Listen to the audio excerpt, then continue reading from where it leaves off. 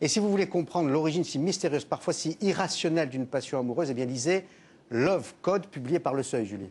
Oui, l'amour serait une simple histoire de code et ils sont nombreux à avoir essayé d'en percer le secret. L'auteur qui signe XY est une sorte d'hermaphrodite anonyme qui fait appel aux grands de l'histoire pour décrypter nos petites histoires. Platon, Colette, Einstein, Johnny, Kierkegaard, Brel et j'en passe.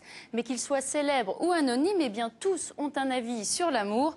Love Code révèle par exemple que 50% des Européens préfèrent un bon match de foot à une soirée privée avec madame. Mais les Français restent tout de même des romantiques dans l'âme puisque 70% d'entre eux continuent de croire à l'amour pour la vie. Alors donc reste la vraie question, pourquoi elle ou lui plutôt que l'autre ? Eh bien, à l'IRXY, il y aurait une explication scientifique à tout ça. Tout partirait d'un simple nerf appelé nerf 0 qui relie le nez à la base du crâne et qui agirait comme une sorte de GPS pour guider notre cerveau dans ses choix amoureux. Pas question donc de mensuration idéale ni de jolis discours. Tout serait affaire de compatibilité entre nos gènes de reproduction. Exit donc les élans du cœur. Le cerveau veillerait d'abord à la préservation de l'espèce. Alors évidemment, on a invité XY, mais il a décliné, il ou elle, je ne sais pas d'ailleurs, a décliné l'auteur, a décliné notre invitation. Du coup, on a invité l'éditeur, Bernard Comment. Comment, c'est votre nom, il n'y a pas de point d'interrogation après. Non, il n'y en a pas. Parce que ça n'est pas un pseudo. Tendance anonyme, c'est comment, c'est votre nom. Absolument. Oui. Bon, alors, merci monsieur l'éditeur de venir, parler à la place de l'auteur. Alors XY, c'est un homme ou une femme? C'est un homme et une femme? C'est peut-être les deux. Sarkozy et Ségolène, dit-il. En tout cas, c'est la boîte ouverte, effectivement, aux suppositions et aux rumeurs. Mais pourquoi l'anonymat? Parce que bon, là, il n'y a pas de...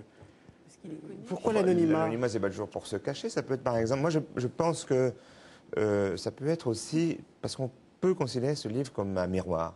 Or, on ne va pas chercher la marque des miroirs. Les miroirs, ce qui nous intéresse, c'est ce qui renvoie d'une réalité.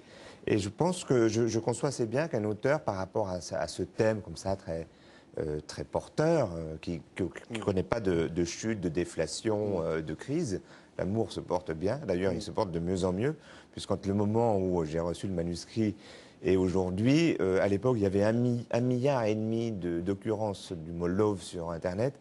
Maintenant, on est passé à 2,5 milliards. Donc, alors, on va passer au mot code. Love code. Alors, on sait ce que c'est qu'un code, hein. C'est un code d'accès à l'entrée dans un immeuble, accès à des données, etc. Est-ce que ça veut dire qu'il existe vraiment un code d'accès à l'amour? C'est le fameux nerf, là. Vous avez compris, vous, Elie Chouraki, ou docteur? Oui, je l'ai. Le nerf, il part de là. Je l'ai, oui. Comment C'est pour ça que j'ai un grand nez, parce que comme ça, c'est... Il va jusque-là. Il va jusque-là. Mais alors, ce nerf, c'est pour tout le monde, hommes et femmes?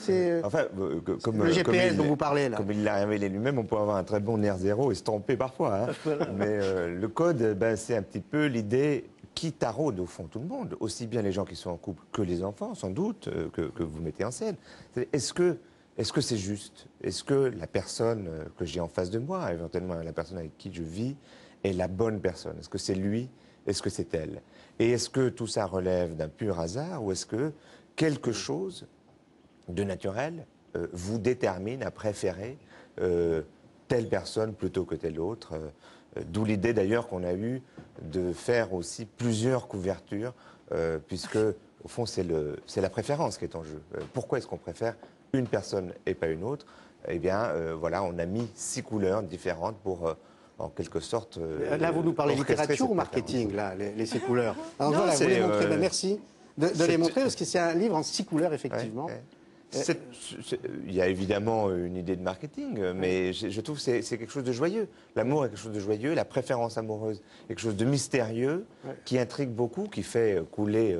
beaucoup d'encre, et d'ailleurs l'auteur effectivement cite beaucoup il a convoqué vraiment tous les experts possibles, ouais. Philosophes, scientifiques, dans ce livre. 6 couleurs, il y a du bleu, il y a du jaune, de l'orange, du rouge, du vert. Il n'y a pas de noir. Il n'y a pas de brun, il n'y a pas de blanc. Je crois qu'on a besoin il n'y a plus de blanc virginal, ça n'existe plus, c'est terminé? Je vous laisse la réponse à une question comme celle-là, mais je crois qu'on a... Dans cette période un peu triste, grise, on a aussi besoin d'un peu de couleurs, de thèmes plus joyeux pour oublier tous les... Alors, question, on a parlé du nerf terminal, mais les phéromones sont-elles vraiment aussi puissantes que cela? Donc les phéromones qui détectent l'appétence pour l'autre, l'attirance pour l'autre, c'est ça. Voilà. Non, moi, je découvre. Hein. Quelle horreur. Ouais, J'ai une appétence pour toi. c'est phénoménal. J'aimerais bien ton portable.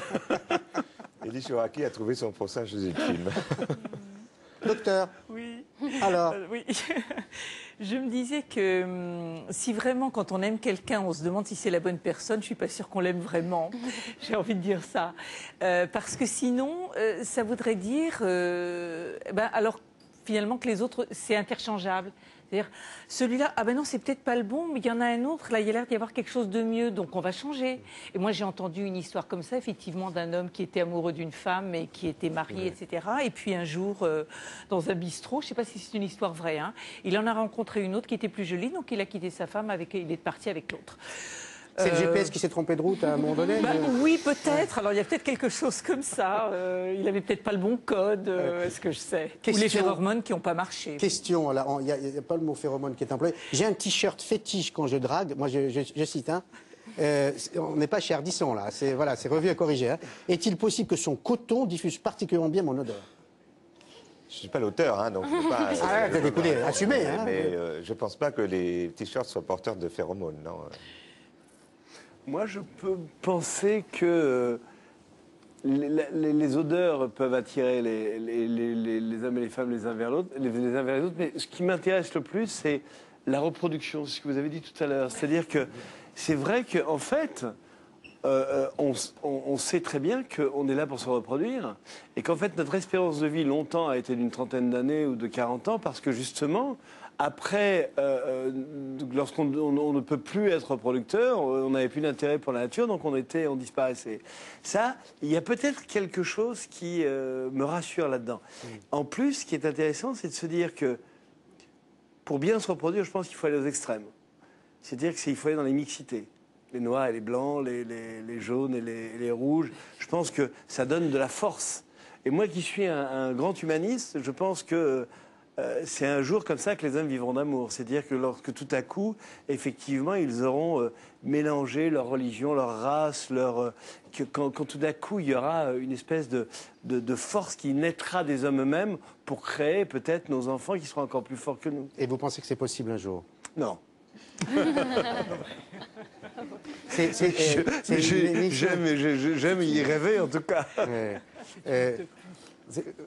L'émission a commencé d'une façon très précise. On va parler des tensions, de la violence entre les bandes, des tensions politiques, des tensions économiques et sociales. Et on conclut l'émission en parlant d'amour. Est-ce que ça nous donne une raison d'espérer? En commençant par votre film, le livre. Alors, je veux dire, j'ai envie de dire que la seule raison d'espérer et la grande raison de vivre des hommes et des femmes, c'est l'amour. Je ne peux pas imaginer, et on ne peut pas imaginer, nous tous, concevoir une société où tout d'un coup l'amour aurait disparu. Mais même un embryon d'amour, un atome d'amour, qui à ce moment-là serait la mort de l'humanité. D'abord parce qu'effectivement on ne pourrait plus se recréer, et puis que le sens de la vie aurait disparu. On retrouvera donc cet amour-là dans le film qui s'appelle Celle que j'aime, qui sort la semaine prochaine. J'imagine que le nerf zéro de Marc Lavoine, Antoine, Barbara Schultz marche effectivement très très fort, mais le nerf zéro du petit garçon aussi, Achille dans le film, et Anton dans la vie marche aussi très fort. On le retrouvera aussi dans Love Code. Comme il me reste une minute, je vais faire de la distribution.